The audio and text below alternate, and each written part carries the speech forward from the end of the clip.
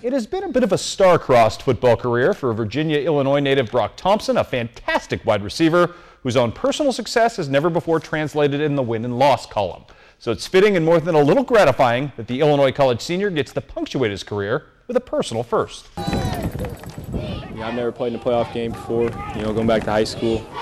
I've watched many high school playoff games, but this will be my first college playoff experience, and my senior year, I really couldn't ask for anything more. He has a tremendous work ethic. He went for 1,000 yards last year. Maybe after this game he'll be at 1,000 yards again. I can't begin to say enough about him just as far as his own work ethic and what he brings to this team emotionally, and the things that he can do. Obviously, athletically, you see it all the time. He just makes play after play after play. But just emotionally, he is a guy that brings people up and elevates other people's games, and it's just a fun experience for me as a coach.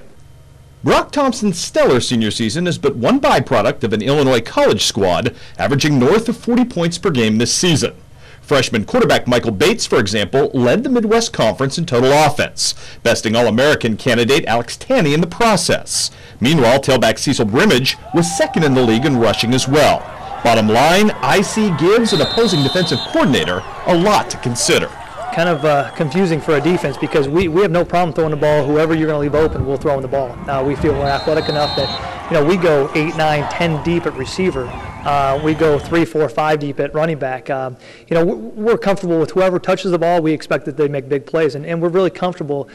We don't necessarily have to force feed a certain kid the ball, maybe like we did a few years ago with Mike Jennings. But now we're in a situation where we can throw it to anybody, and we're okay with it. That versatility figures to serve the Blue Boys well against an unbeaten Wabash squad that tends to get off the field quickly on defense and dominate time of possession with a ground and pound running attack. Just their team speed. I mean, this will definitely be the best defense we've played, and they're not perfect by any means, but whenever they make mistakes, they make them fast, and I think that's a big thing. As long as you play with speed, you're going to be a good defense. In their conference, they like to run the ball a lot as a conference, and in this conference, obviously, we love to chuck it around. So it's going to be contrasting styles. It'll be fun to kind of see how we match up. I think we match up pretty favorably on paper, and watching film, I feel pretty good about things.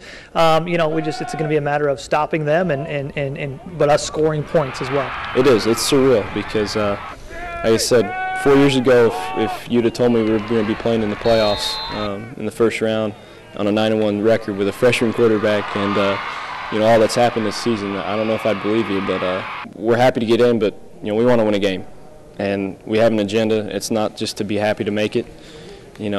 Our goal is to win.